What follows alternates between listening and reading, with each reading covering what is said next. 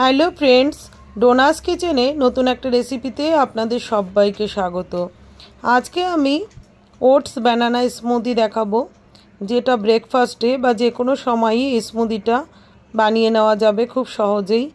আর যারা weight loss করবে ভাবছেন তাদের জন্য এই ভিডিওটা। চলুন দেখা যাক আমি কি কি নিয়েছি। আমি এখানে কাজু, আলমন্ড, কিশমিশ, ওটস, দুধ, কলা, খেজুর আর কিছু হানি নিয়েছি কিছুটা। এবার চলুন একটা বাটিতে নিয়ে নিচ্ছি আমি ওটসটা, তারপরে দিয়ে দিলাম আলমন্ড, দিয়ে দিচ্ছি কিশমিশ, এবার দিয়ে দিচ্ছি কাজু, দিয়ে দিচ্ছি খেজুর, খেজুরের বিচিগুলো আমি বাদ দিয়ে দিয়েছি।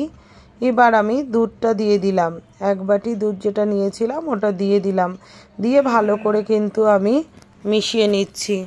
এটাকে আমি রেখে দেবো 30 মিনিটস ঢেকে। ওটসটাও নরম হয়ে যাবে আর কাজু আলমন্ডগুলোও নরম হয়ে যাবে। ঢেকে রেখে দিয়েছি আমি। এবার 30 মিনিটস হয়ে গেছে, দেখুন দুধটা কিন্তু অনেকটাই শুকিয়ে গেছে, ওটসটাও ফুলে গেছে, সব নরম হয়ে গেছে। এবার এটা আমি দিয়ে দেবো মিক্সার জারে। এটাকে আমি মিক্সিতে ব্লেন্ড করে নেব।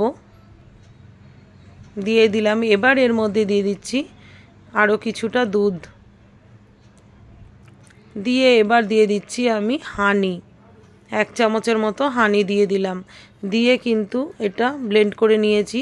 তারপরে কলাটাকে কিন্তু এবার ছুলে আমি ওর মধ্যে দিয়ে দিচ্ছি।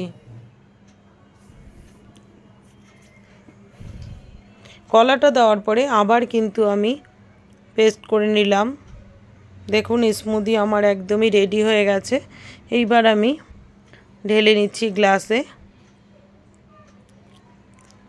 এই স্মুদিটা কিন্তু ভীষণই টেস্টি হয় আর খুবই হেলদি।